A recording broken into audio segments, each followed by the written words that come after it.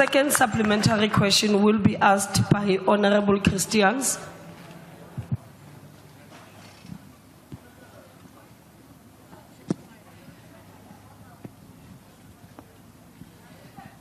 Thank you very much. Honourable Minister, the BELA Act introduces significant changes that centralise authority over key functions, which many believe could diminish the role of school governing bodies and community input. Stakeholders have voiced concerns that this shift may reduce schools' responsiveness to unique needs of their communities, ultimately impacting the quality and inclusivity of education across diverse regions. Minister, in implementing the BELA Act, what specific safeguards will your department establish to ensure that the centralisation of decision-making does not undermine the autonomy of school governing bodies and the involvement of local communities in school government? Thank you. The Honourable Minister. Thank you very much, Honourable Member. Members, it's very important to note that there is a three-tier partnership in the education space. Public schools that are represented by the SGBs, provincial education departments, and the National Department of Education. And when all those three spheres work well together and they stick to their legislative mandate, then we have a good functioning system. And so, member, with the GNU process and the consultation process happening around sections 4 and 5, whatever the outcome, number one, we need to make sure that those three spheres are protected, they are kept somewhat autonomous while in line with the Constitution. But at the same time, whatever the outcome of those processes, needs to make sure that we place the interest of the learner first. We make sure that no SGB powers are compromised, but at the same time, the Constitution must make sure that it's upheld, that every single learner has access to quality education, that in a fair and they're able to access quality education in whatever area in a language of their mother tongue where it is practicable, as the Constitution says. The third supplementary question will be asked by Honorable Shongwe. The MK Party is very concerned about the display of apartheid flag, which characterized the DA-led racist march with other anti-transformation reactionaries against the BELA Bill law. Given that the President has not raised any constitutional parliamentary process issues, what is the legislative prescript that warrants the 90-day delays? Is it therefore true that the DA in this coalition is there to reverse the transformation gains in democratic breakthrough? The Honourable Minister. Thank you very much, House Chair. I think, House Chair, it's important to note that there's only one organization that I'm aware of that is in this House that has made it very clear that if they were to be in government, they would to repeal the Constitution. And that's the party that Honorable Shongwe belongs to. So not the Democratic Alliance. In fact, we pride ourselves as being constitutionalists. And so unlike Honorable Shongwe's party, I don't understand what the question is. Honorable Minister, there's a point of order. Honorable Member, before you speak, I want to say this again. Yes. You raise your hand if you want to be recognized. You don't press your mic and speak. Can we please adhere to the rules of the House? You may proceed. Thank you, Acting Speaker. No, thank you, Deputy Chair. Speaker. Honorable Minister, Okay, thank you very much for that correction. The Minister has not addressed the question. I have not recognized you, Honorable Reddy. And you have not raised your hand. Honorable Member, yes. No, thanks. Chair, I think we must be on a point of order on you. A member there stood up, spoke, without you recognizing him earlier on, and you did nothing about that. Now, we're coming in, we are speaking SMK, you are now saying that he did not raise his hand. We can go back and track those things. He was there, he was speaking. You allowed him to speak. You are basically out of order. Honorable member, that is not a point of order. And a member did raise the hand. And it's fine. Maybe I did not say recognize, then. you did not no, recognize. do not. We are not going to have this engagement. We are not going to have this engagement. All I'm saying is, I'm saying we must all adhere. I did not say MK members must. I said all of us here in this house, can we adhere to that? So it's a plea that please let us adhere to the rules so that another person or another member does not repeat the same thing again. Honorable Reddy. Thank you, Madam Acting Speaker. The Minister who did not attend the signing of the BELA bill is not answering the question. And our understanding, and she's actually politicking on the matter, in addition to that, she's not a DA Honorable minister. Reddy. She's a minister for all of us. Honorable so she needs Reddy. to respond to the question. Honorable Madam Reddy, Deputy Speaker. that is not a point of order. And your the question from Honorable Shongwe was direct to the minister and to the DA. And she is responding to that. So there's no way where the minister is out of order. Please, can we go back to the question and responses session and do not have this point of orders? Yes, Honorable Member. Madam Deputy Speaker. No, Honorable Reddy, I did not recognize you. And can we be more specific when you say member? You're looking at me and you say No, member. I'm not looking at I don't know whether you. you're talking to me. But you're looking at me now. See, I can. I'm not looking at you. Okay. Honorable Member. Honorable Chair, kindly assist the process. The member raised a question to the minister, not to the DA. Correct. But the opening remark made reference to a march that was led by a DA and other transformation reactionaries that happened to be against or oppose the BELA bill. Now the minister must respond to the question, not the opening remark. Thank you. But honorable members, please, the minister has not even finished in her response. Can we allow the minister to finish her response first? Because the honorable member, I heard the question correctly. And he did refer to the withdrawal of the DA and whatever. So the minister is still responding. Can we allow the minister to respond to the question that was asked? Honorable Minister. Thank you very much, House Chair. I want to apologize to uMkhonto weSizwe. I would not want to mispronounce your name. Now, the matter that I wanted to raise, Honorable Chair, is that this is a presidential process that has nothing to do with DBE. The 90-day process is designed to consult with various stakeholders, but we as the department will be led by the outcome of that process. And whatever the outcomes are, we will make sure that it's within the confines of the Constitution and that we place the interests of the learner first. Thank you very much, Honorable Chair. I know that Honorable Reddy is always ready to jump up, but I wasn't done responding. Honorable Minister, please do not address any member. You were responding to a question. The last supplementary question will be asked by Honorable Muntwedi.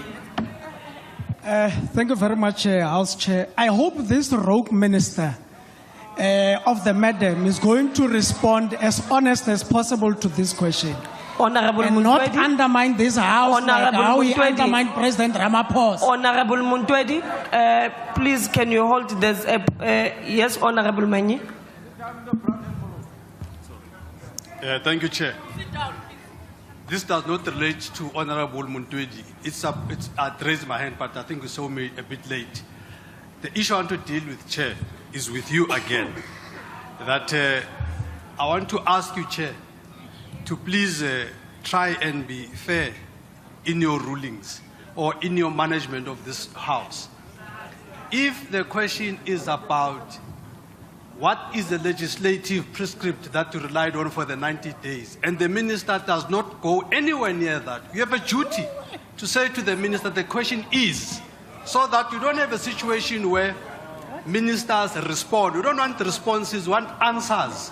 The question is, what is the legislative prescript that 90 days is based on? It's either it's there or it's not there. So we can't have a situation where the minister is allowed to ramble on. Honorable Chief Whip of the Democratic Alliance.